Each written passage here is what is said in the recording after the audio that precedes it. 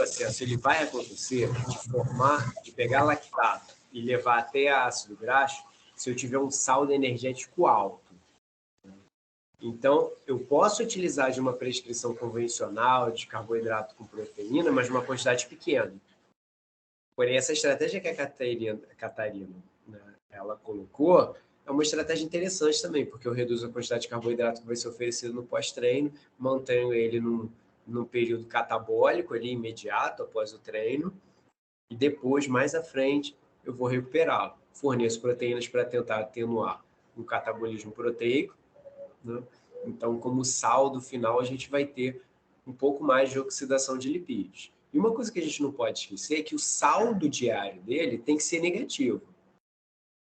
Não adianta eu fazer um treinamento, pré-treino, pós-treino perfeito se o saldo do dia for hipercalórico. Aí ele vai, no final das contas, acumular gordura também, né? Vai ter adaptação metabólica? Vai ter adaptação metabólica ao treinamento. Porém, a gente vai ter o saldo final de acúmulo de gordura. Uma coisa que eu gostaria que vocês ficassem bem claro na cabeça de vocês é o seguinte: a gente está o tempo todo oxidando. O tempo todo a cadeia respiratória está funcionando. E um exemplo máximo disso é o nosso tecido cardíaco. Tecido cardíaco, independente de você estar dormindo, de você estar acordado, fazendo atividade física ou qualquer outra coisa, o coração está batendo e está vindo nesse ritmo de contração e relaxamento desde antes de você nascer. Então, a gente tem muita utilização de oxigênio pelo tecido cardíaco. Então, se eu consigo produzir um saldo total deficitário, ou seja, menos energia do que eu gasto no dia, eu vou encontrar uma mobilização de lipídios maior. Tudo bem, Renata? Pode responder pelo WhatsApp que eu tô de olho aqui já. É porque também a gente não precisa dessa recuperação tão rápida, porque a pessoa provavelmente só vai fazer outra atividade física no dia seguinte, né? Se tivesse duas atividades separadas no dia, aí seria mais emergencial essa reposição de carboidrato. Isso, e também porque ele não é um atleta, não é um desportista. Ele está começando, ou seja, ele está saindo de um estilo de vida sedentário. Então, o objetivo dele não é melhorar o tempo dele de corrida, o objetivo dele não é conseguir correr 10 quilômetros ao invés só dos 3 quilômetros que ele correu, né?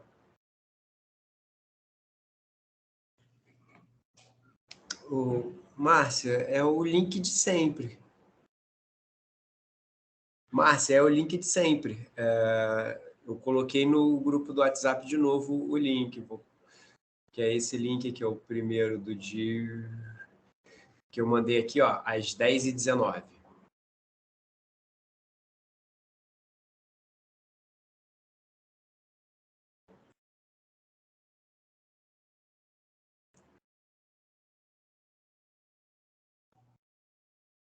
Obrigado, Renata, do apoio aí.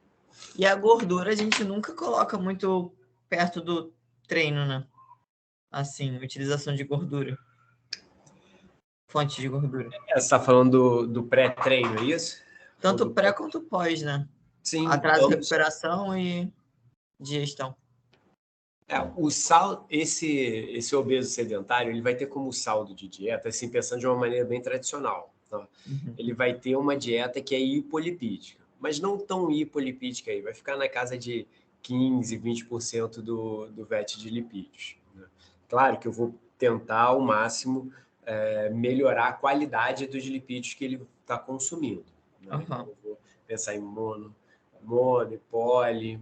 Né? É porque é de mais fácil aderência também, né? Porque se você coloca. É de mais fácil aderência. Porque você colocando mais carboidrato, proteína e menos lipídio, você consegue consumir um volume maior, né? Utilizando legumes, verduras. Então gera mais saciedade. Do que tipo uma dieta com mais gordura. Essa é uma questão que a gente vai analisar individualmente. Por quê?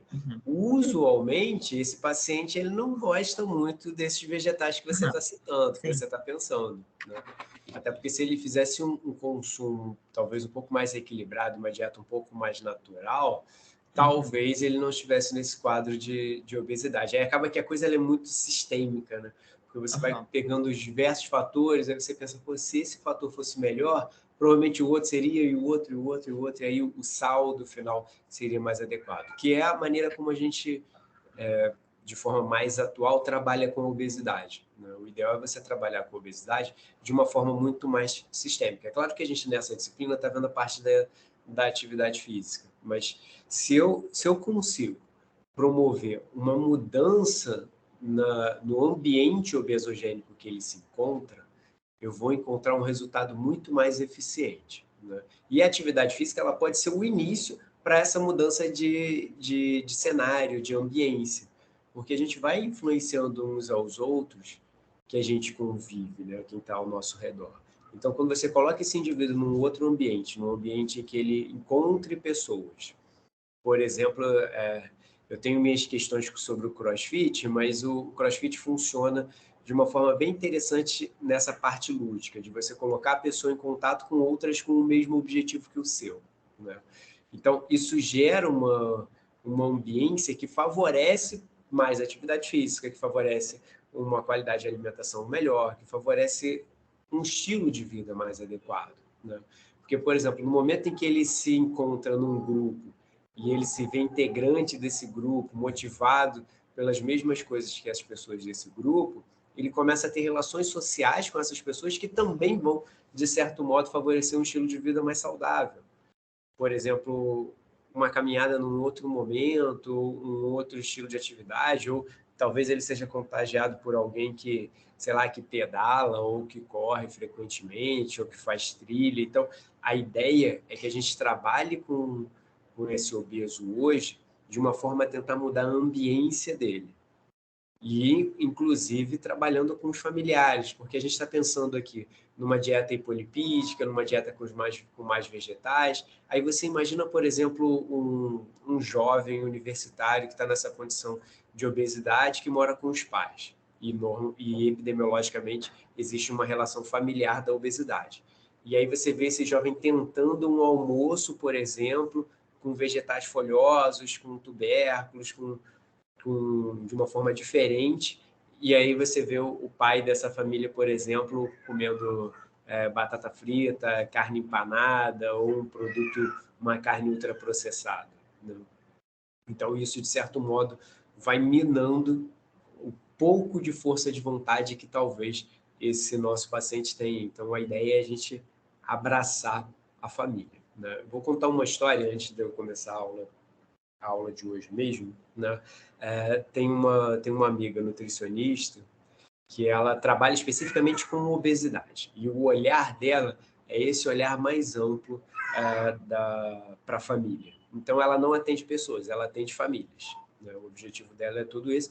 O público-alvo dela são os jovens, adolescentes, né? Esse é o principal público, mas acaba que ela atinge esses adolescentes trabalhando com a sua família, né? E aí ela faz o atendimento no modelo de home care, e o objetivo dela é exatamente esse: fazer com que a família toda trabalhe suas questões dietéticas a fim de mudar uma ambiência, fazendo com que a ambiência que essa família vive seja uma ambiência mais favorável à perda de peso, a uma qualidade de vida, mais saúde, né?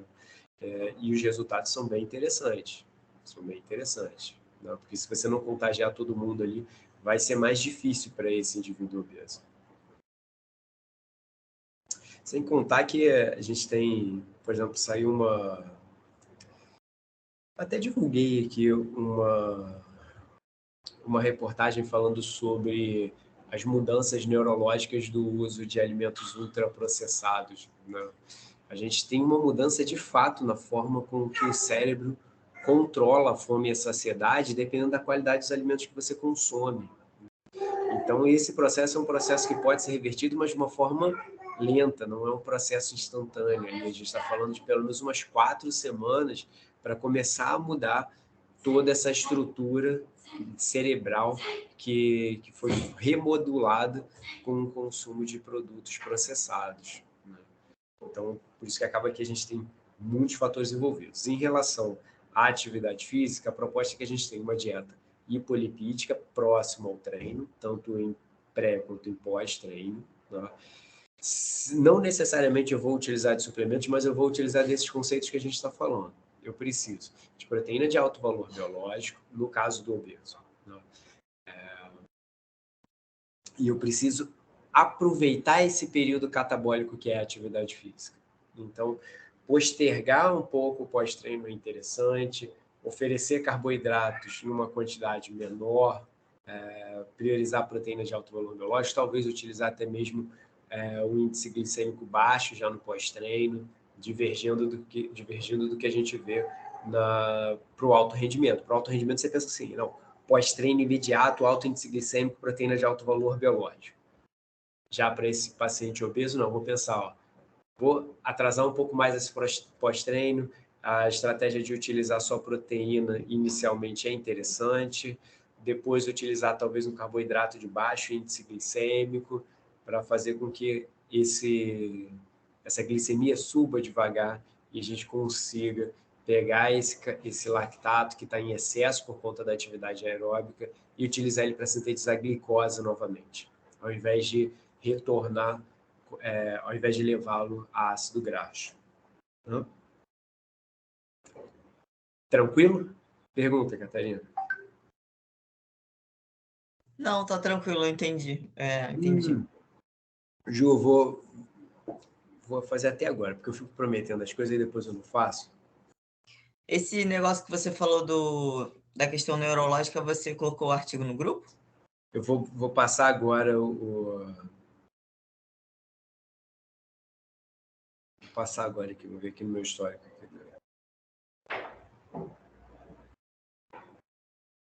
Dá uma olhada, que é um documentário interessante que fala sobre essa questão. Tá? É um documentário da BBC de Londres. Tá lá? Não assistam agora não, agora assistam a minha aula.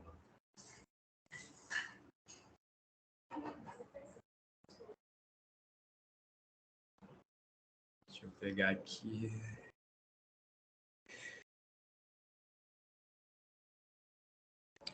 Bom, vamos lá. Deixa eu carregar a apresentação de hoje.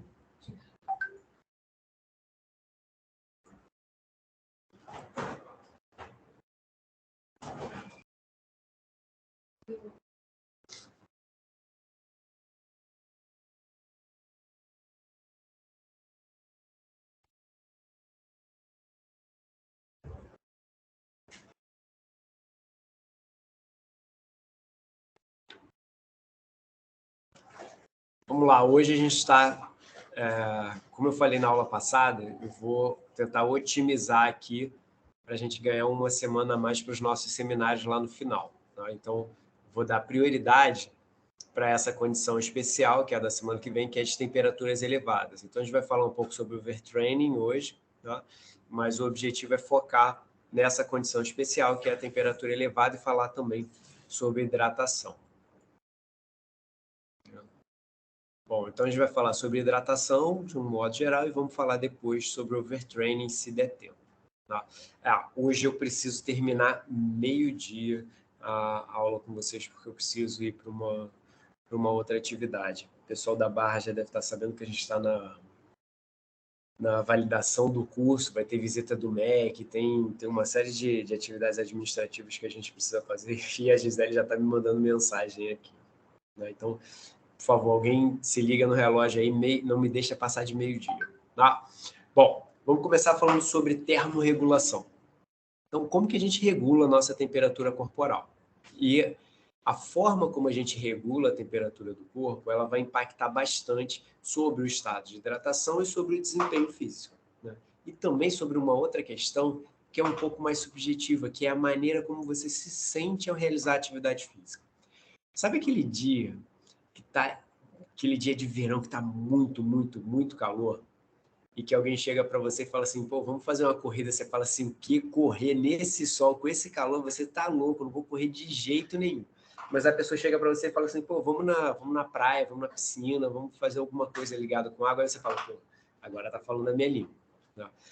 A gente tem uma tendência natural de não querer, de não estar predisposto a fazer atividade física quando a temperatura do ambiente está superior à nossa temperatura corporal. A gente fica com muita aversão à atividade física num cenário como esse. Então, se você resolve, por exemplo, fazer atividade física numa temperatura ambiente de 38, 40 graus, como a gente vê aqui no verão, o seu corpo vai responder negativamente a isso. E uma das respostas está ligado com o cérebro, está ligado com o hipotálamo, está ligado também com as formas que a gente tem para dissipar o calor do nosso corpo. Então, primeira coisa, a produção de calor ela ocorre no músculo, tá?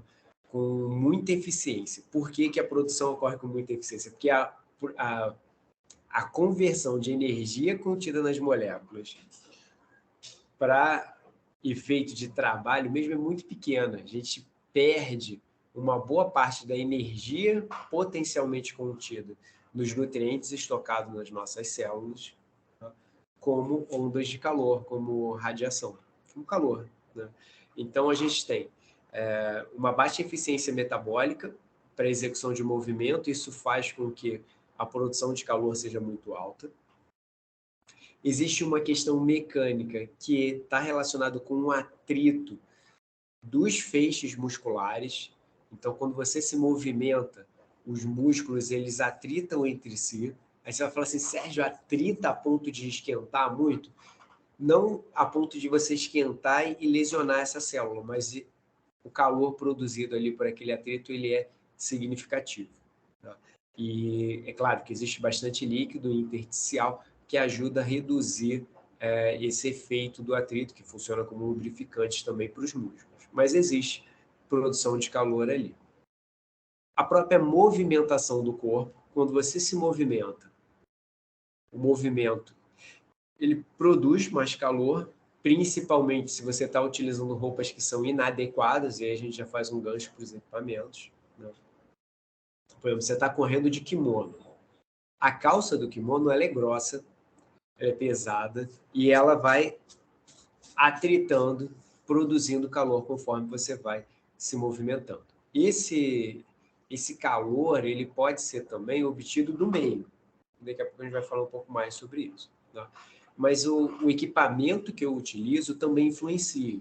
Por exemplo, se eu pensar numa modalidade como o automobilismo, aquele macacão, por mais tecnológico que seja o material, ele é quente, o cockpit é quente, o espaço em que o piloto está ali é quente. Então, isso também ajuda a aumentar a temperatura corporal. Então, a gente tem aqui nessa balança, né, o que provoca ganho de calor e o que provoca perda de calor. Então, existe o primeiro ponto, que é o calor metabólico. Isso fica claro, por exemplo, quando você tem um calafrio, o ambiente está muito frio, aí você treme. A contração muscular ali, involuntária, né, ela é responsável pelo aumento de temperatura interna. Então, isso é interessante para ajudar a manter a sua temperatura corporal. Então, isso, obviamente, acontece também durante o exercício físico. Ô, Sérgio, quando a gente tem, tipo, espasmos musculares, depois de atividade física, também gera produção de calor? Também vai gerar produção de calor. Se você pensa, por exemplo, o sujeito está com cãibra, terminou uma corrida e está lá com cãibra. Aquele músculo, se você utilizar uma câmera térmica, você vai ver que aquele músculo está mais quente, porque ele está metabolicamente gastando mais energia, produzindo mais calor ali. Então, vai ter produção de calor. E em relação à eficiência desse processo, ela é muito variável. E um primeiro fator que influencia é a forma do corpo. Eu tenho certeza que vocês lembram lá do ensino médio, e no ensino médio vocês viram que, pelo menos devem ter visto isso em matemática, né? Que o King Kong ele é impossível. Ele é impossível por quê?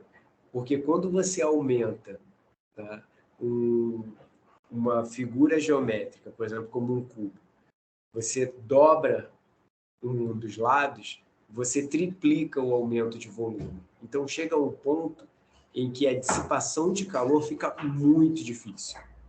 Então, indivíduos que têm, aí eu vou trazer para a nossa realidade aqui, indivíduos que têm o corpo mais esférico têm um volume maior em relação à superfície do corpo do que indivíduos que têm um corpo menos esférico. E aí eu estou falando do ponto de vista matemático. Isso na prática para a gente diz o seguinte: o sujeito que está ou com muita massa muscular. Você pensa, por exemplo, naqueles competidores de homem mais forte do mundo, levantamento de peso e tal. O sujeito ele tem um volume de tecidos muito grande. Ele normalmente tem muita massa muscular e acaba tendo uma quantidade de massa gorda também significativa. Aquele sujeito ele tem mais dificuldade de dissipar calor. Por quê? Ele tem mais volume em relação à sua superfície. Agora, quando a gente pega um outro indivíduo, como, por exemplo, um maratonista. O maratonista ele tem um corpo muito delgado, muito fino. Então, ele, proporcionalmente, ele tem mais superfície do que volume quando eu comparo com um fisiculturista. Então, se você colocar esses dois indivíduos para dividir o quarto numa Olimpíada, por exemplo, o fisiculturista vai querer que o ar-condicionado fique no máximo e o maratonista vai querer que fique no mínimo, ou até mesmo desligado. Por quê? A questão física de dissipação de calor, ela acontece por essa relação volume-superfície. Então, quanto maior for o volume em relação à superfície, mais difícil é de dissipar calor. E isso acontece num formato mais esférico. Se você pega, por exemplo, a esfera, uma bola, a bola é que tem a figura geométrica que tem o maior volume em relação à superfície. Se eu pegar uma figura com muitas pontas, essa figura vai ter muito mais superfície em relação ao volume do que a bola. Então, quando eu pego dois atletas, um atleta com grande volume de massa corporal, massa muscular e massa gorda, ele tem mais volume em relação à superfície do que um indivíduo magro. Isso às vezes fica claro, por exemplo, nos casais por aí. Normalmente, um casal clássico e bem estereotipado é composto por uma mulher um pouco mais magra do que o homem que é o ar-condicionado mais forte do que as mulheres. Talvez vocês vivam essa realidade aí no trabalho, em casa ou em algum outro ambiente. Sérgio, o indivíduo que ele está acima do peso, então ele produz mais calor e sente menos frio. Isso, ele naturalmente produz mais calor. Eu vou melhorar minha fala. Ele retém mais calor. Uhum. Tá? Então, essa é uma relação matemática, mas também existem fatores metabólicos que são os fatores que a gente vai conversando mais à frente. Mas o indivíduo que tem mais massa muscular, eu posso falar que ele produz mais calor, né? Porque também. O músculo, ele é mais ativo. Sim. E isso está relacionado diretamente com taxa metabólica basal. A taxa metabólica basal de um indivíduo que tem mais massa muscular é maior do que de um indivíduo que tem menos. Existem fatores que influenciam a taxa metabólica basal e, portanto, a produção de calor no repouso, que não estão relacionados com o volume de massa muscular? Existem, como, por exemplo, quantidade de hormônio tireoidiano. Se eu pegar um indivíduo com hipertireoidismo, ele vai produzir muito calor, por conta da resposta hormonal que aumenta de forma indiscriminada, assim, de forma bem geral, o gasto energético em repouso, sem fazer nada. Né? Então, existe uma menor eficiência metabólica no indivíduo com hipertireoidismo. Tanto é que a tendência a longo prazo de um sujeito com hipertireoidismo é perder massa muscular, que está gastando tanta energia que, se ele não tiver uma compensação dietética, a tendência dele é perder massa muscular e perder massa gorda e ir emagrecendo. Tudo bem? Vocês devem estar pensando assim, Sérgio, mas qual é a relevância disso? Se eu estou acompanhando um time em que eu tenho atletas com perfil de composição corporal diferente, eu espero uma resposta ao calor diferente. Por exemplo, se eu pegar um time de rugby em que tem alguns atletas ali muito pesados, com uma grande quantidade de massa muscular e massa gorda, mas eu também tenho outros atletas que são os responsáveis pela corrida, né? Que tem o contrário, tem uma quantidade de massa muscular e massa gorda bem menor, tem um corpo mais fino em comparar com esses outros atletas. Se eu for levar esse time para um ambiente quente de competição, eu, como nutricionista, eu preciso me preocupar muito mais com os atletas pesados em relação à termorregulação do que com os atletas mais leves. Isso pensando nesse primeiro aspecto, que é o volume corporal. O volume corporal de um atleta vai influenciar na dissipação de calor. Tudo bem?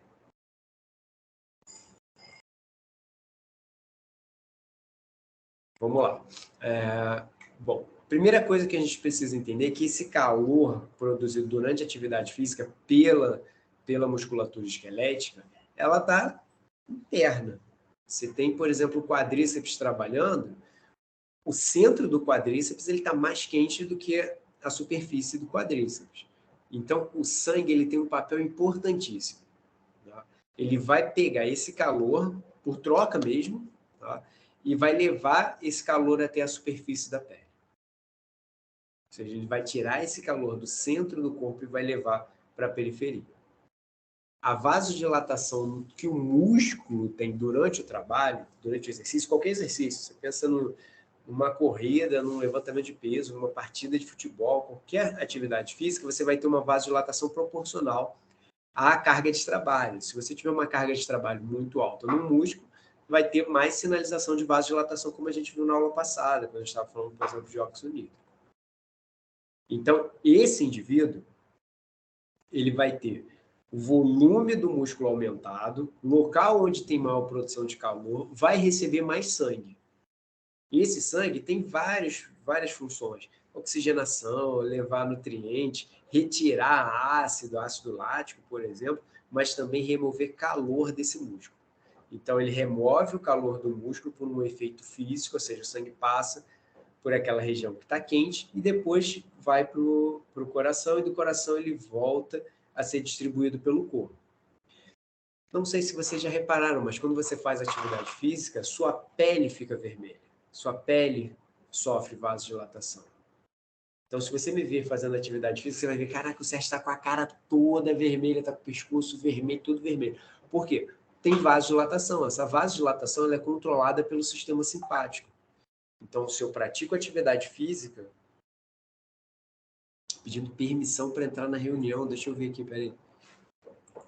Sérgio, a coceira que dá no corpo às vezes também é da vasodilatação, né? Sim, exatamente isso. Não está aparecendo nenhum pedido aqui não, Luciene.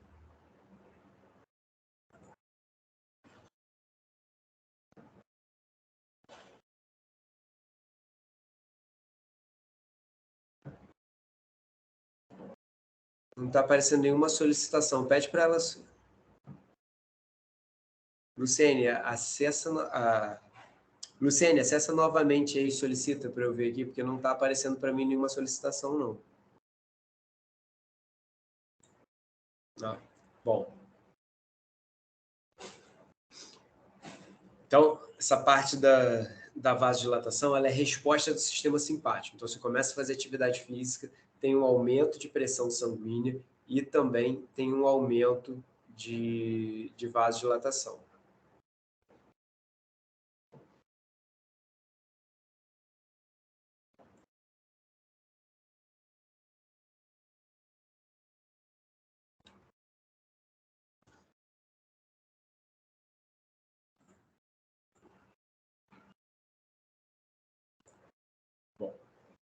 E essa vasodilatação ela vai ser reduzida conforme o tempo passa após o término da atividade física. Ou seja, conforme a sua temperatura vai baixando, essa vasodilatação também diminui.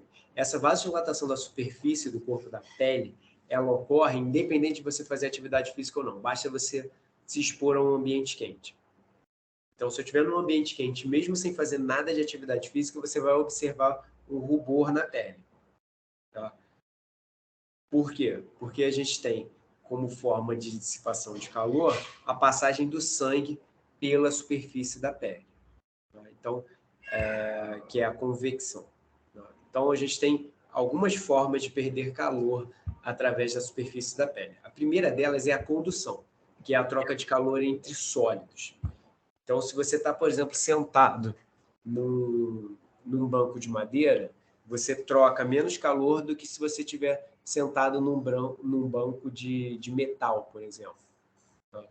Se você sentar, por exemplo, numa arquibancada e essa arquibancada estiver quente, você vai sentir a sua pele esquentando junto. Essa é a condução. A condução, ela ocorre por os dois sentidos. Você pode ganhar temperatura ou pode perder temperatura a partir da condução. Isso é um aspecto interessante, porque já existem roupas para atividade física com pequenos cristais, pequenos materiais sólidos para fazer troca de temperatura com a pele e esses metais, essas pequenas partículas sólidas.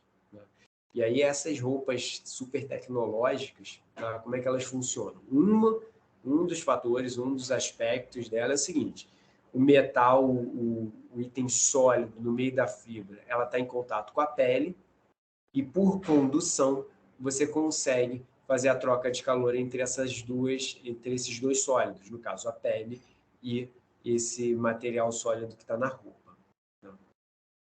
Dependendo do material, você troca com mais facilidade do que outros. Então, por exemplo, você pega um metal, coloca um frasco de metal dentro da geladeira. Ele vai gelar muito mais rápido do que se você colocar um de vidro ou um de madeira.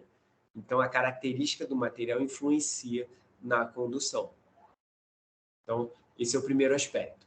Em relação à condução, a gente tem que entender que as roupas, elas podem te ajudar, mas podem te prejudicar. Se for uma roupa difícil de trocar calor, você vai ter a temperatura sendo mantida nesse corpo. Então, se você pega, por exemplo, vê um lutador, ele está correndo com um casaco de algodão. O objetivo dele ali é manter a temperatura corporal. Então, ele está utilizando um casaco que mantém a temperatura. Não é uma roupa tecnológica, como eu estava falando antes, que vai facilitar a dissipação de calor. Bom, outro processo. Tá? Esse primeiro processo é bem simples. É o material encostando com a pele, provocando essa troca. Um outro aspecto é a convecção. A convecção é a troca de calor com água ou ar que está na superfície da pele. E a convecção é uma troca entre o sólido, que é a sua pele, e esse líquido, esse fluido, que pode ser água, ou pode ser um líquido, ou o ar. Nessa troca, a gente tem como destaque a natação. Por quê? Na natação, principalmente natação de travessia, que foi o que a gente viu lá no seminário, a temperatura da água influencia muito o desempenho do atleta, porque a temperatura da água pode estar muito fria. E isso pode levar ele à hipotermia, porque vai fazer com que esse corpo perca muito calor. E aí a gente pensa, Sérgio, então por isso que é interessante utilizar aquele macacão de neoprene ou de outros materiais tecnológicos que vão impedir o contato da água com a superfície da pele. Exatamente isso.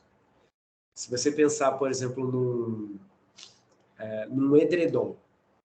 Sérgio, tem edredom que esquenta mais do que outros. O que faz um edredom esquentar, na verdade, ele não esquenta o seu corpo, ele mantém o calor produzido no seu corpo ali mesmo. Uma das formas de manutenção do calor no corpo é criando uma camada de ar entre o seu corpo e as fibras ali. Para quê? Para garantir que esse ar fique retido ali e ele não disperse, levando o calor do seu corpo embora. O contrário também é verdadeiro. Se você pega, por exemplo, e movimenta o seu corpo durante uma corrida, o deslocamento de ar faz com que a temperatura diminua. Por exemplo, eu lembro a vez que eu senti mais frio na minha vida. Tá? Eu estava Não, foram 2 momentos. Teve uma vez lá no quartel também, mas eu vou contar só a história da moto, tá? Que é o que tem a ver aqui. Eu estava na festa do tomate, e aí eu fui de moto e eu ia ficar lá em cima, lá em Patinho. Só que aí, do nada, coisa de gente jovem, idiota, no meio da madrugada, eu decido que eu vou embora de moto da festa do tomate. Tava um frio monstro. Só que a minha sensação térmica, por conta da convecção, era muito mais baixa. Porque você passa andando de moto, e eu não estava com a roupa toda adequada, né? Eu não estava tudo paramentado adequadamente. Então, aonde o ar entra pelo espaço da jaqueta ali, aquilo dali tigela quase instantaneamente por conta da convecção. Então, a convecção é isso, é essa troca.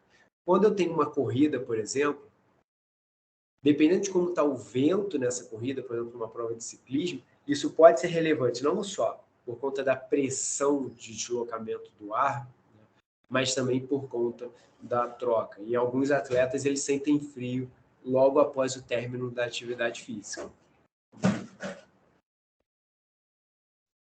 Bom, próximo processo que provoca essa perda de temperatura, essa troca, né, que também acontece para os dois lados, é a radiação.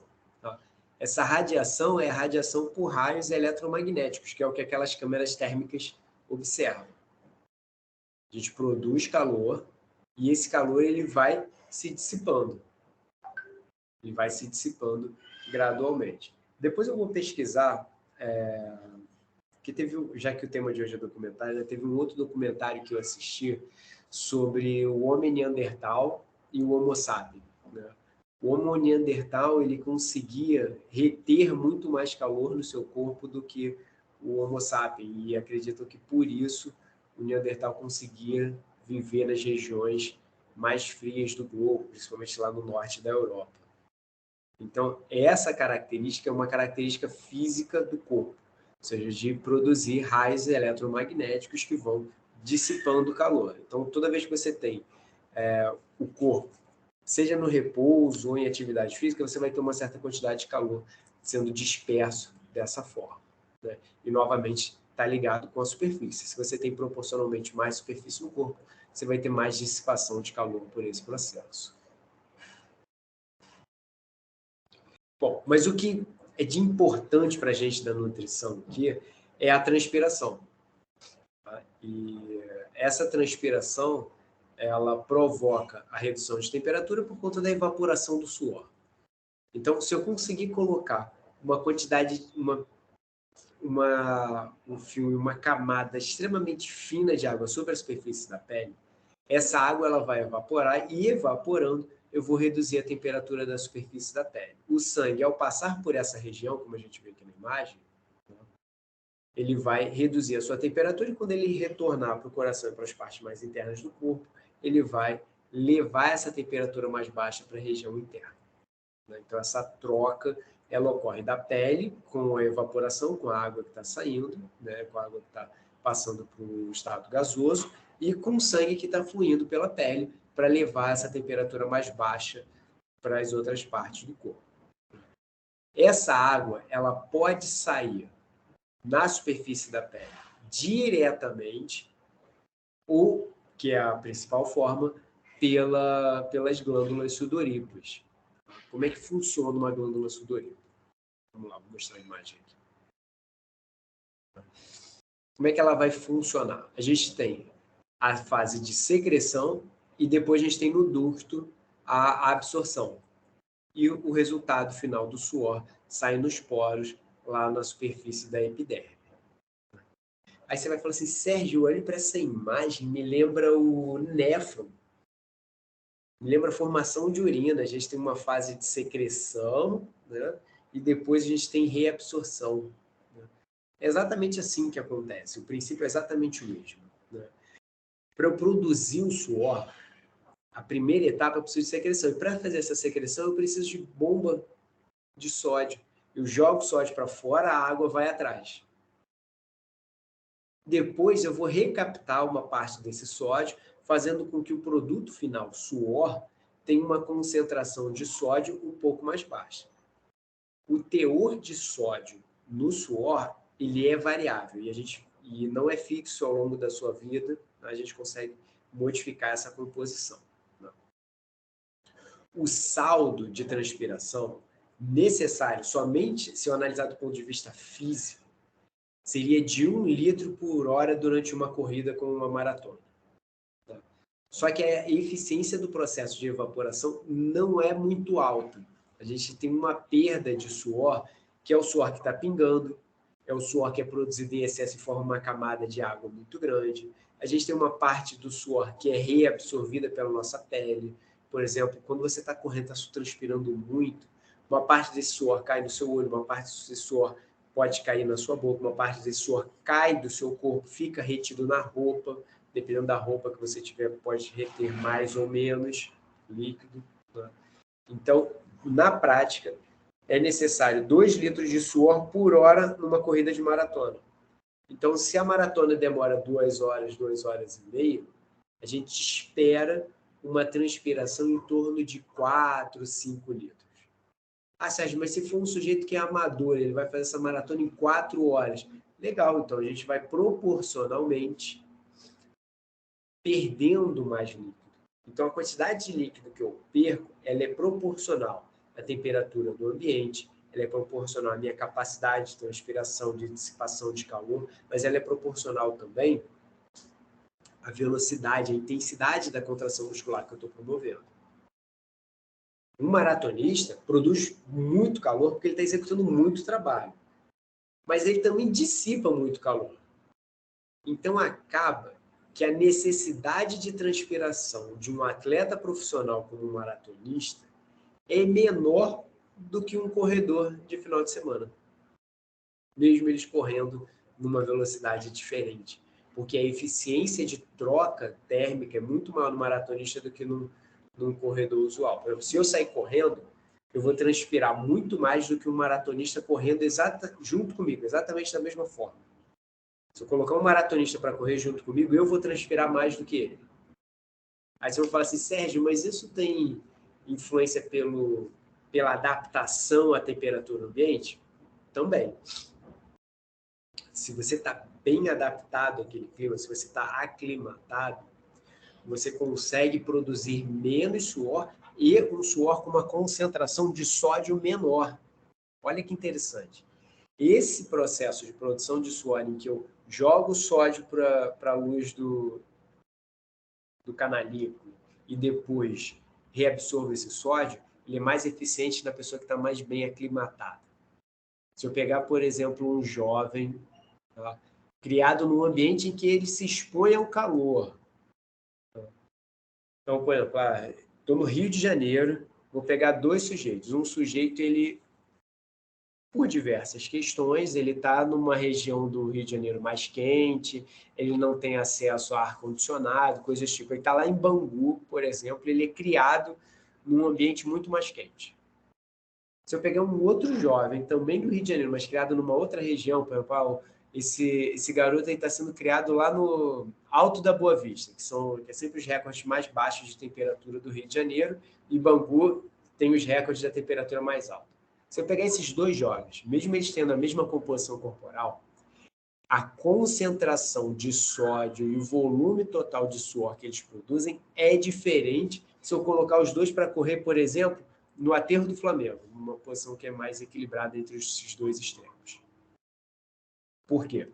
Porque um dos sujeitos está mais adaptado a uma temperatura alta. Ele transpira com muito mais frequência e, portanto, ele tem essas glândulas mais eficientes em reter sódio e manter a perda de água. Se você lembrar lá das leis da física, você vai ver que é mais fácil evaporar água quando ela não tem sal do que quando ela tem sal.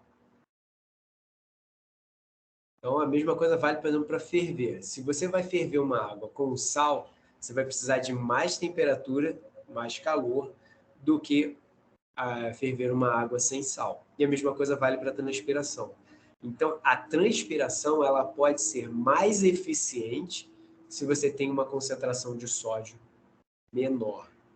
Então, esse garoto que foi criado em Bangu, quando ele correr lá na terra do Flamengo, ele vai produzir, a princípio, a mesma quantidade de calor que esse outro jovem que foi criado no Alto da Boa Vista, mas a quantidade de suor que ele vai produzir é menor e a eficiência de redução de temperatura na superfície da pele dele é maior do que do jovem do aterro do Flamengo. Vocês querem saber qual é a cereja desse bolo? Um detalhezinho ali.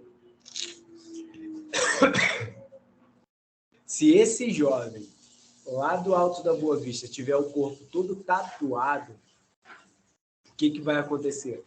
Ele vai reabsorver uma parte desse suor, prejudicando a eficiência desse processo. Então, pessoas que têm tatuagem transpiram menos no local da tatuagem. Não é que transpiram menos porque precisam transpirar menos, não, transpiram menos porque uma parte desse líquido é reabsorvido por conta dos pigmentos que foram depositados na pele. Quando você vai lá fazer a tatuagem, aquelas agulhas elas vão enfiando o pigmento na sua pele. E aí o que acontece? Esses pigmentos, por um efeito osmótico, atraem água. Então a quantidade de suor produzido é menor. Aí vão perguntar assim, Sérgio, mas isso é significativo? Depende. Se você tem uma quantidade de tatuagens pequena, não. Agora, se você vê aquele sujeito que tem... Ele só tem a cabeça sem tatuagem. Tem o peito, braço, perna, aquele pessoal que fecha o corpo, eles têm mais dificuldade de manter a temperatura porque a quantidade de suor produzida por eles é menor. Vai, pergunta?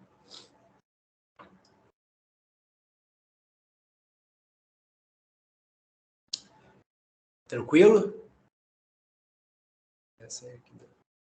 Tranquilo, sim, Sérgio, mas eu queria saber uma dúvida que eu fiquei daquela parte que você falou do edredom, porque duas pessoas debaixo do mesmo edredom, meu marido sente calor e eu sinto frio. É uma coisa louca, né? Quando você falou que é a retenção apenas, está explicado aí. Então, o edredom vai tentar manter a temperatura que tem ali.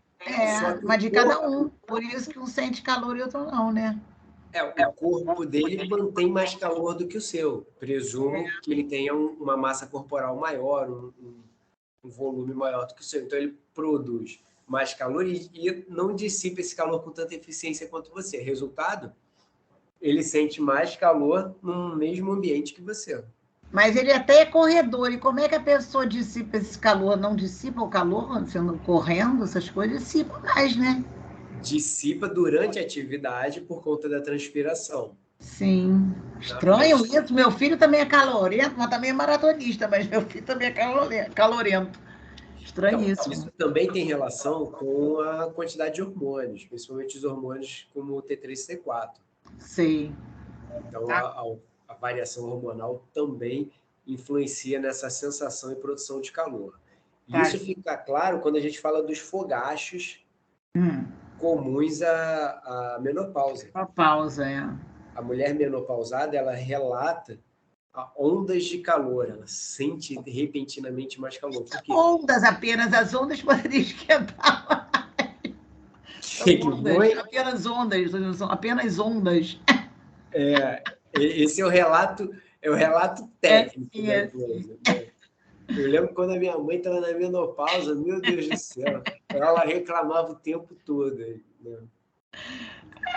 Interessante. Tá bom, já entendi. Obrigada. Tá. Vamos lá. Então, bom, para a gente entender essa questão da transpiração e o nosso papel com a retenção de água e eletrólitos, pode falar, Juliana. Oi. Então, fiquei pensando aqui, tem pessoas que fazem atividade física intensa até e não suam praticamente nada. Isso se deve a quê? Isso se deve à genética. Composição corporal é um dos fatores. Tá? A eficiência de dissipação de calor e a roupa que está sendo praticada. Tá? Por exemplo, quando lá no Exército a gente fazia aquelas corridas agrupadas, né? Que aí corre todo mundo junto na mesma velocidade com a mesma roupa. Tá? Tinham alguns caras ali que você olhava a camisa do sujeito, tinha uma marca de sal na camisa dele. Porque esse sujeito transpirou muito e transpirou um suor com muito sódio. E acaba que as duas coisas estão associadas. Né? Ele transpira muito porque tem muito sódio nesse suor, né? E transpira muito também porque o corpo dele tem mais dificuldade de dissipar calor, principalmente por conta do volume corporal. A gente vê isso muito mais em pessoas grandes, e aí eu estou falando grande independente de massa muscular ou massa gorda, do que em pessoas mais magras. Né? E um outro fator que contribui bastante é essa aclimação, né? Essa adaptação ao ambiente, que é o que eu vou colocar aqui para vocês. Vou até acelerar aqui. Ó. aclimação. Cadê meu slide de aclimação? Tá aqui, ó. Então, isso daqui mostra para gente como que ocorre variação de temperatura e frequência cardíaca em função de ter aclimação ou não. E a aclimação demora cerca de 2 semanas. Mas são 2 semanas exposto de verdade àquela temperatura.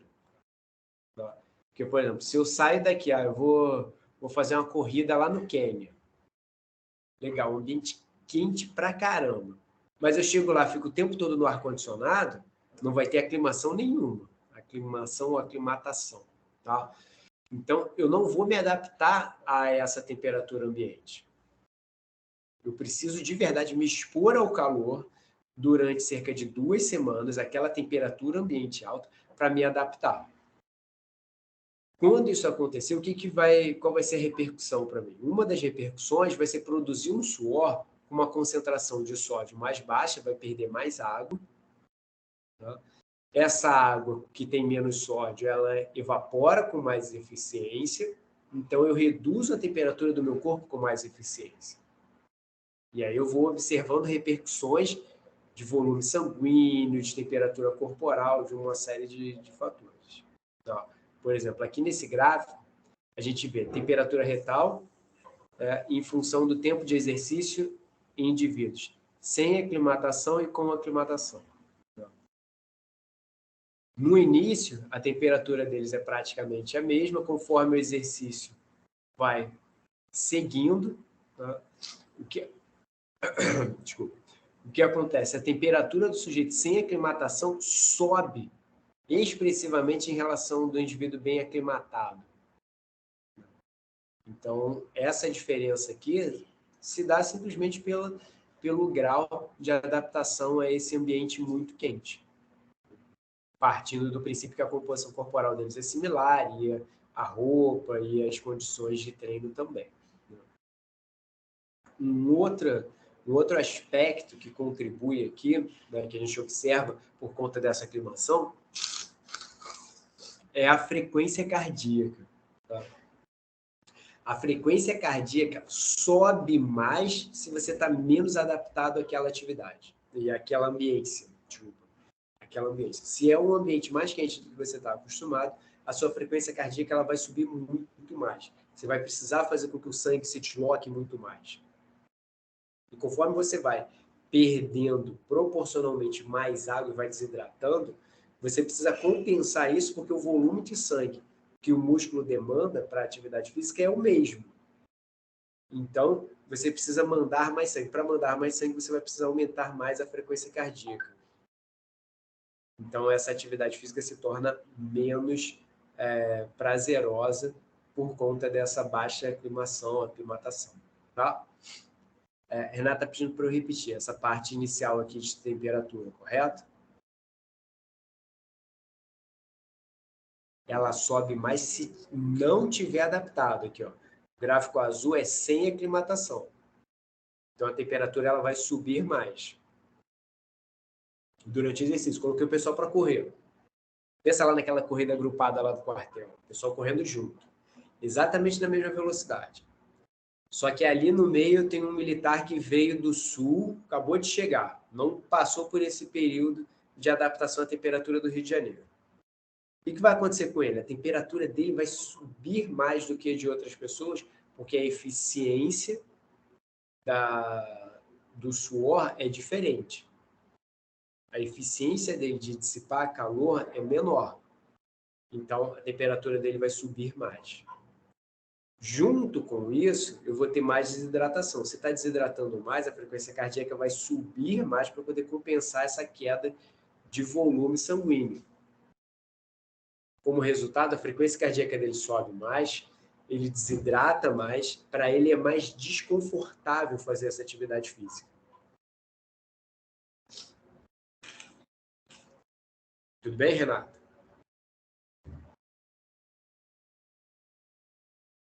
Então, vamos lá, vou voltar lá para o slide que eu estava antes.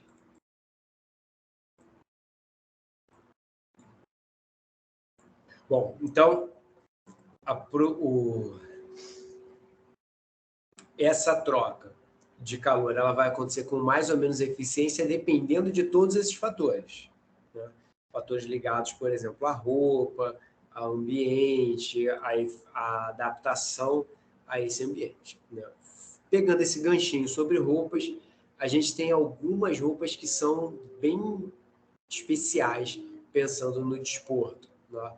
Vou começar falando aqui sobre essa figura de cima. Deixa eu ver se eu consigo dar um pouco de zoom.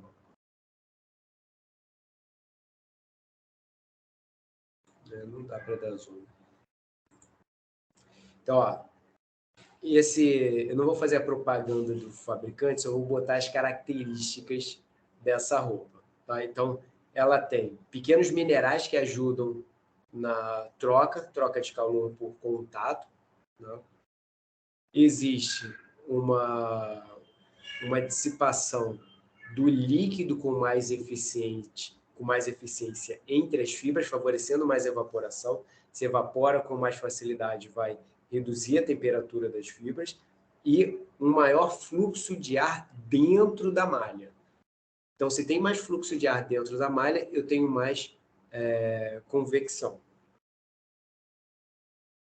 Então, esses três processos combinados fazem com que essa malha perca mais calor, né? Faça com que a temperatura do atleta seja mais fácil de ser controlada, ou seja, a dissipação do calor ela é mais eficiente.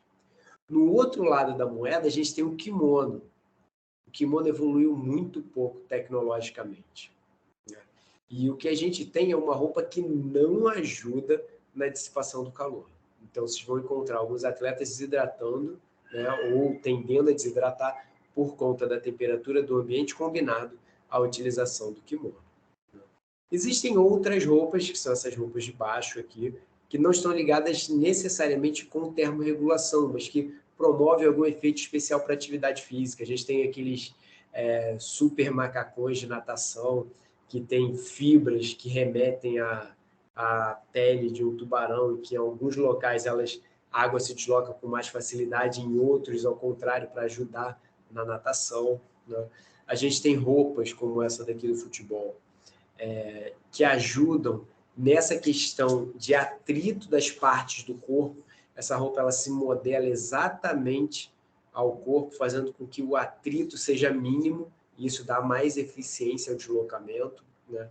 Essa última aí da Nike com o velocista, ela não só combina essa questão do atrito, ela comprime o corpo em alguns locais para ajudar no retorno venoso, para fazer com que o sangue se desloque mais para os músculos relacionados com a atividade física, e ainda tem um efeito sobre o ar, né? Em alguns locais o ar passa com mais facilidade, em outros locais o ar passa com mais dificuldade, para ajudar nessa movimentação. Então, por exemplo, na parte da frente o ar se desloca com facilidade, na parte de trás o ar se desloca com dificuldade, para ajudar a impulsionar o atleta por esse movimento do ar também. Tem muitas roupas tecnológicas, tem um link do YouTube para vocês assistirem depois com um exemplo dessas roupas que combinam todas essas características, tá? Mas um detalhezinho aqui é que essas roupas são proibidas, tá? Por exemplo, o super macacão da natação, ele foi banido, se não me engano, em 2016, eu acho, 2008, alguma coisa assim, né? Porque eu lembro que era 8 ou 6, né? E ele foi banido, só é permitido para homens o equivalente a uma bermudinha, né? Vai da cintura até acima do joelho, e para mulheres não pode nada, né? Essa roupa para a corrida de 100 metros, ela também está regulamentada. Por exemplo, essa roupa toda aqui, que vai dos pés, tem uma que cobre até a cabeça, que o sujeito coloca até como se fosse uma touca. Aquilo dali também está regulamentado, não pode qualquer uma dessas roupas, né? No futebol, a gente tem algumas questões, tá? A questão do uniforme do futebol, ela está sendo mais regulamentada agora. Eu lembro quando a seleção de Camarões entrou para competir com uma roupa como essa, que era um macacão, que era calça e camisa tudo junto, né? E aí foi proibido depois, tem que ser separado. Também não pode camiseta, tem uma série de regulamentações em relação ao uniforme no futebol. Bom, vamos lá. Então, resumindo, tá? O que faz a gente trocar calor? A gente tem radiação, essa radiação pode ser radiação do seu corpo para fora, mas também pode ser radiação contrária, como, por exemplo, exposição solar. Existe a questão da evaporação,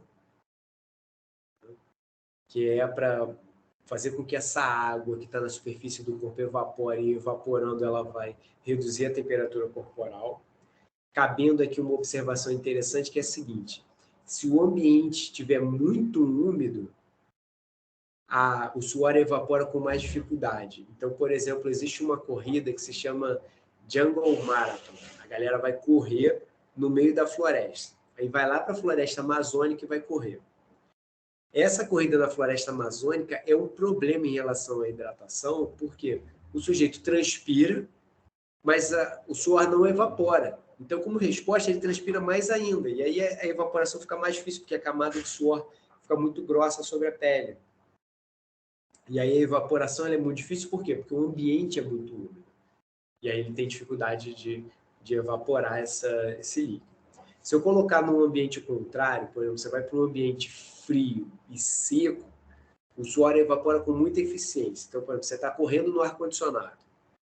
Tem gente que acha que não está transpirando, porque não sente a pele molhada. Não sente a pele molhada, por quê? Porque está exposto ao ar-condicionado ali. O ar-condicionado resseca o ambiente, o ar fica seco, e esse suor ele se dispersa com muita facilidade. É claro que a quantidade de suor total que você vai produzir é menor nesse ambiente, porque a eficiência de troca, de redução de temperatura é mais alta, né? Mas você tem alguma transpiração sim, e ela é proporcional à intensidade e tempo de exercício. Uma outra forma de trocar calor, que eu não citei, que está aí na figura, é a troca por meio da respiração. Quando a gente respira, o ar que sai da gente sai quente, porque ele veio de dentro do pulmão, que está numa temperatura mais alta. Então, a gente coloca calor para fora dessa forma. Então, também é uma forma de trocar calor. Existe a condução pelo contato do calçado, por exemplo, com gramado, do contato de materiais, né? Existe a convecção, que a gente já citou, que é a troca pelos fluidos, né? Existe uma radiação refletida, que é o sol, a radiação batendo em outros ambientes, inclusive a radiação que a gente produz batendo no ambiente e retornando, né? Então, esse é o equilíbrio total que a gente precisa lidar. E o que a gente mais manipula nesse processo todo aqui para tentar manter a temperatura corporal é a transpiração a partir da evaporação do suor. Porque todas as outras a gente tem pouca influência, principalmente depois que já começou a atividade física. Já começou a fazer atividade física, não tem como mexer na quantidade de sol, não tem como mexer na roupa, não tem como mexer na condução, na convecção e tal, mas tem como modular a transpiração. E aí acaba que a água é o fator mais importante ali para a gente em relação à termorregulação. E a água, ela varia muito de indivíduo para indivíduo. Varia no indivíduo ao longo do dia, ao longo de diferentes momentos, né? Atletas costumam ter uma maior reserva, né? Por conta da massa lipídica menor e por conta de uma maior massa magra, então isso acaba atraindo mais água. Dependendo da manipulação dietética, por exemplo, se tem muito glicogênio estocado, se tem muita fosfocreatina, esse indivíduo ele vai ter uma retenção maior de água dentro do seu corpo. Essa água também é influenciada pelo seu estado de hidratação, então quanto mais sede você tem, é um sinal de que seu estado de desidratação está na casa de 1, 2%, uma sede muito intensa é sinônimo de 3% de desidratação. Tem algumas situações fisiológicas que vão influenciar esse estado de hidratação, por exemplo, ciclo menstrual, onde que influencia bastante essa oscilação de hidratação ao longo do dia. Ao longo do dia não, ao longo do tempo, né? E tem doenças também que vão afetar esse estado de hidratação.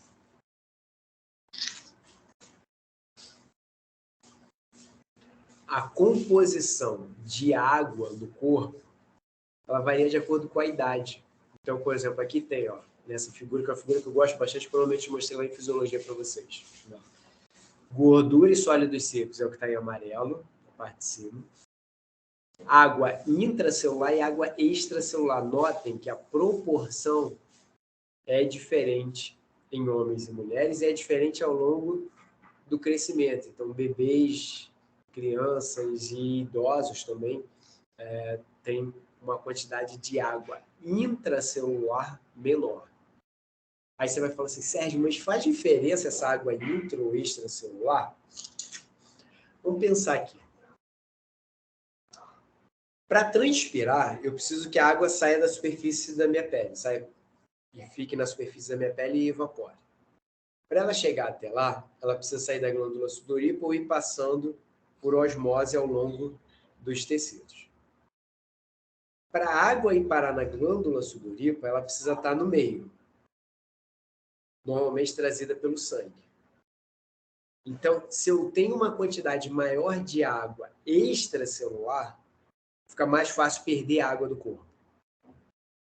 Se eu tenho uma quantidade de água intracelular maior, eu preciso que essa água saia da célula, vá para o meio, seja transportada pelo sangue, chegue na superfície da pele e depois vá para a glândula ou vá diretamente para a pele.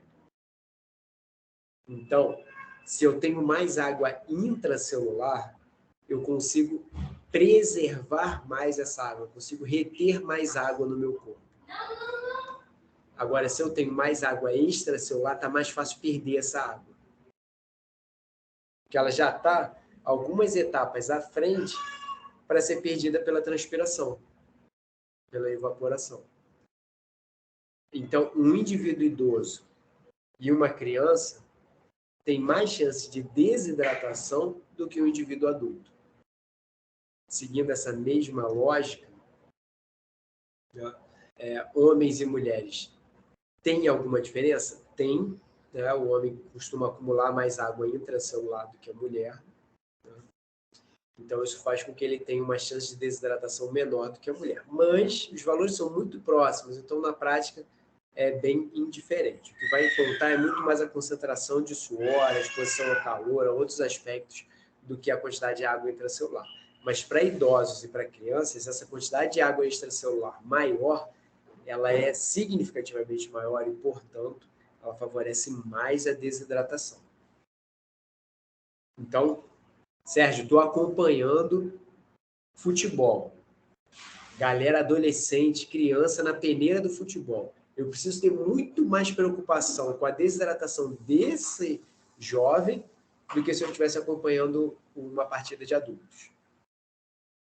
Estou acompanhando uma corrida, um grupo de corrida. Quem eu preciso me preocupar mais com a desidratação? O idoso, o master que está nessa corrida, do que o jovem, do que o indivíduo adulto.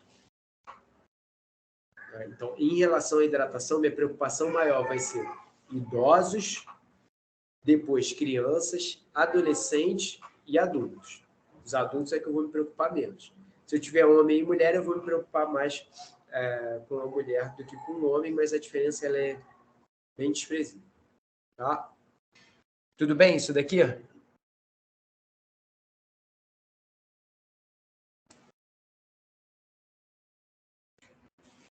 Vamos lá. Então, como que eu perco água do corpo? A principal forma de perder água no corpo é através da urina e do suor. Respiro, perco água pela pele de forma insípida, ou seja, imperceptível, mas existe uma perda. Existe a perda de água pelas fezes também. Na transpiração, a concentração de sódio é de aproximadamente 50 milimol por litro. Aí você vai falar assim, Sérgio, isso é uma média? É uma média. Porque a gente já viu que a quantidade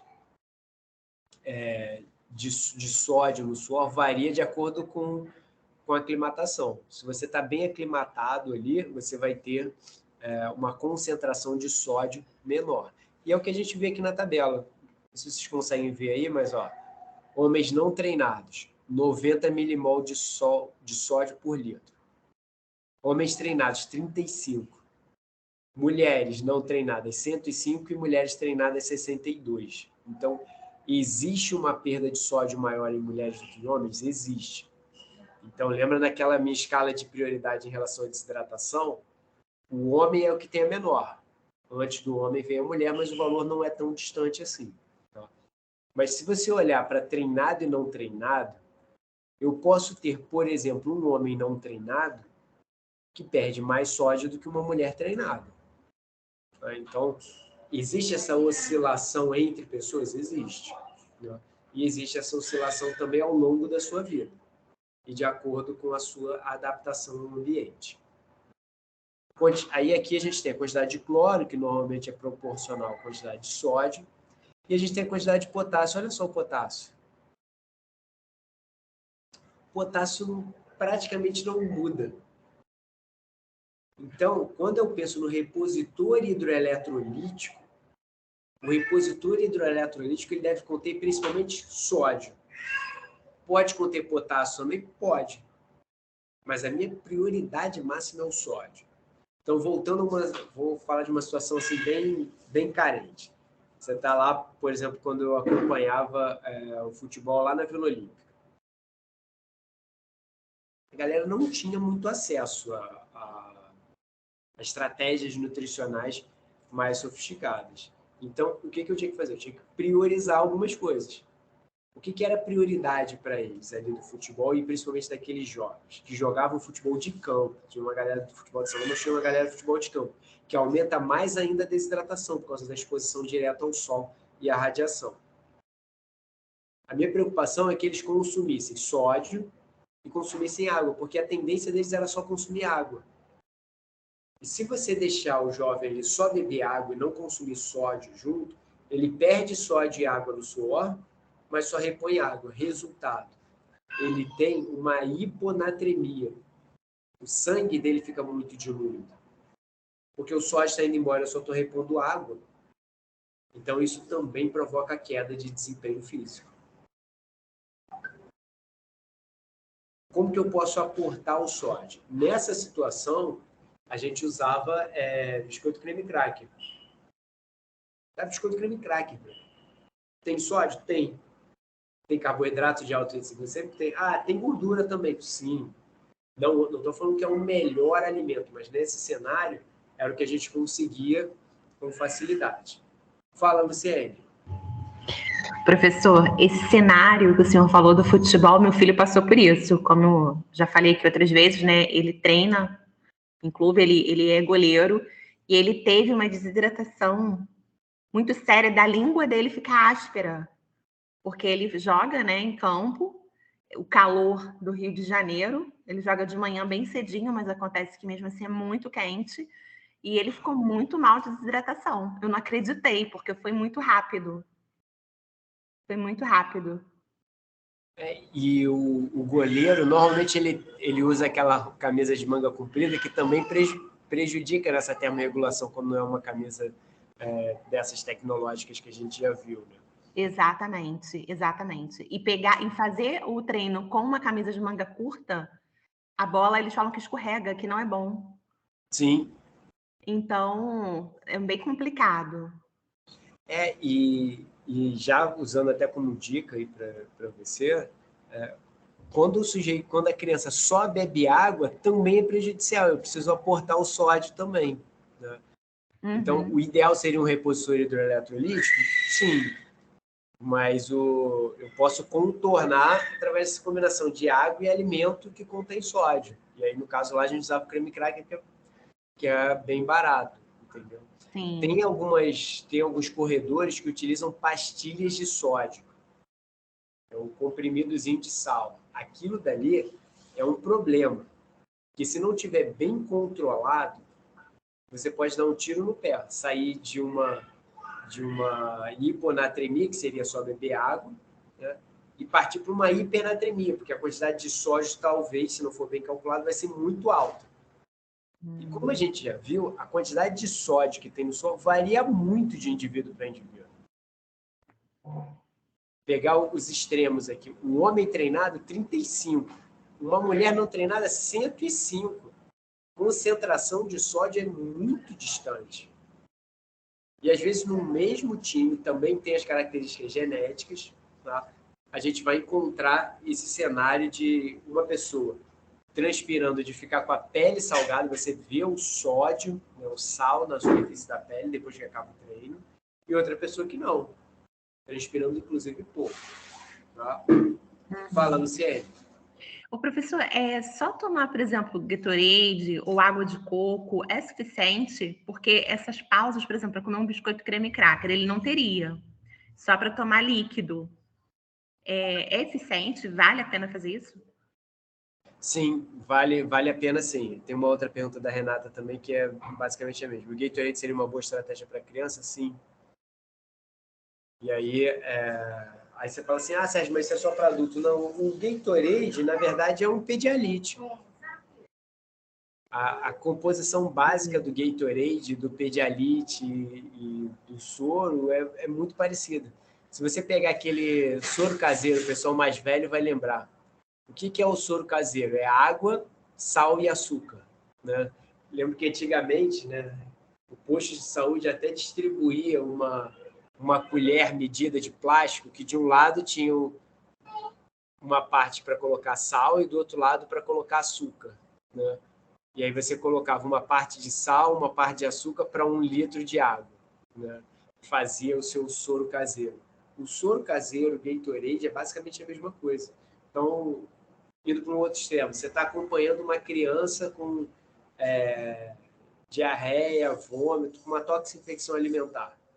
Você vê que ela está desidratando. O que você faz? Você pode comprar um Gatorade e dar para ela. Gatorade, Powerade, os similares aí. Não precisa ser necessariamente o Pedialyte, né? E aí isso já vai prevenir essa desidratação. A água de coco também faz essa função, né? Serve também. A água de coco, ela faz essa função, porém a gente tem água de coco, a gente não tem um controle da composição. Às vezes você chega no calçadão ali para tomar um coco. Aí você pega o coco tá doce, doce, doce. Tem outros que não. Tem outros que já tá... Tem uns que estão mais salgados, tem outros que estão mais doces. Então, a composição do coco varia de acordo com a idade desse coco, há quanto tempo que ele foi colhido, e principalmente em função do solo. Né? Então, você perde o controle da composição. Funciona? Funciona. De um modo geral, vai funcionar bem. Tá? Mas você não tem exatamente... Ô, Sérgio, mas é e suficiente o coco mais doce é melhor? Oi? O coco mais doce seria melhor? Para esse cenário do futebol, sim, porque eu estou fornecendo uma quantidade de carboidrato maior que também vai ajudar no desempenho dele. O ponto ótimo, se você me perguntasse, Sérgio, qual é a concentração ótima de carboidrato? Está em torno de 6 a 8% de carboidrato por litro. Dá até para a gente produzir um soro caseiro, pensando nisso daqui. Ó. Eu vejo qual é a quantidade de sódio que essa pessoa perde no suor e reponho essa concentração no repositor hidroeletrolítico. Então, um repositor hidroeletrolítico caseiro que a gente utilizava lá na Vila Olímpica também era assim: 1 litro de refresco sem fibra. Então, por exemplo, limonada, laranjada peneirada. Então, não ter a fibra e não mexer no índice glicêmico ali. Quantidade de açúcar era para bater 6%. Então, se eu pego uma limonada bem diluída mesmo. Estou falando do limão aqui, é só para dar um gostinho. Tá? Você pega ali 1 litro de volume, né, que você vai fazer no total. Você pega 2 limões, 3 limões ali, que não vai oferecer quase nada de carboidrato, mas vai dar um sabor de limão. Você vai colocar açúcar a 6% e 1 grama de sal light, de sal normal, ou 2 gramas de sal light. Aí você fala assim, por que um ou outro? Você vai oferecer o sal normal, e aí vai oferecer 1 grama, ou vai oferecer o sal light, que também vai repor potássio. Sérgio, mas a perda de potássio é pequena. Bem, mas você está repondo potássio ali, e oferecer muito potássio não é um problema. O potássio é um íon intracelular, então não vai afetar esse estado de hidratação. Não, mas aí a quantidade de sal light é pouco. Não vai dar essa arritmia. Aqui em casa estão perguntando se ia dar arritmia cardíaca. Não, para dar arritmia cardíaca eu preciso oferecer uma quantidade de potássio muito alta.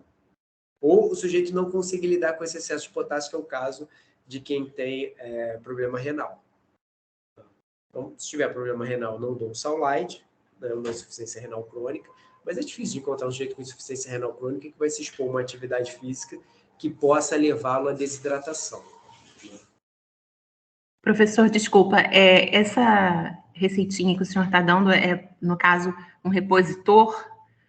Isso é o repositor hidroeletrolítico caseiro. Para não precisar comprar o Gatorade, você faz esse em casa. Ah, qual é a porcentagem de açúcar? Desculpa, eu não lembro. 6%. E 1 grama de sal. 6% de açúcar, 1 grama de sal para 1 litro de refresco. Tá bom, obrigada. Tá? Peneirado. Não precisa nem ter fruta, pode ser só água. Você pode pegar água, a versão raiz do repositor hidroeletrolítico. A versão raiz é o seguinte, água da onde? Do bebedouro, açúcar e sal. Aí você passa na lanchonete, pega um sachêzinho daquele de sal, pega ali o 6%, vai dar 60 gramas de açúcar, então você pega 6 sachês de açúcar, 1 sachê de sal, coloca num pote, numa garrafa, completa com água até dar 1 litro. Sacode e deixa na geladeira, porque o ideal é utilizar esse repositor frio, gelado, para ajudar a reduzir a temperatura corporal também. E pode ficar 24 horas com esse líquido, né? Para ir ingerindo, se quiser. Você está falando do quanto tempo que ele dura em geladeira? Isso. Dura mais, dura uns 3 dias. Tá. Depende muito da qualidade da manipulação. Né? Se você quiser que dure mais, o ideal é você congelar, né? E utilizar uma garrafa de vidro, utilizar um recipiente que foi... Você pega a garrafa de vidro, joga na água fervendo, faz igual a pertização que vocês veem lá em tecnologia dos alimentos. Joga na água fervendo, tira aquela garrafa, não toca no interior da garrafa com a mão, utiliza algum utensílio, um pano, por exemplo, e faz o seu repositor ali. Aí você consegue durar mais, você consegue botar na geladeira e ficar alguns meses com ele, mas normalmente você faz no dia anterior, coloca no freezer para gelar, para ficar bem congelado, e aí leva para a beira do campo, que aí só com a temperatura ambiente ele já vai descongelando e aí você vai oferecer aquela bebida gelada pro atleta. Maravilha, obrigada, professor. Tudo bem? Na próxima aula a gente aprende a calcular a quantidade que vai ser ofertada. Né? Vai dar 12:00 agora, e aí a gente continua com essa questão da hidratação. Dúvidas, turma? Perguntas?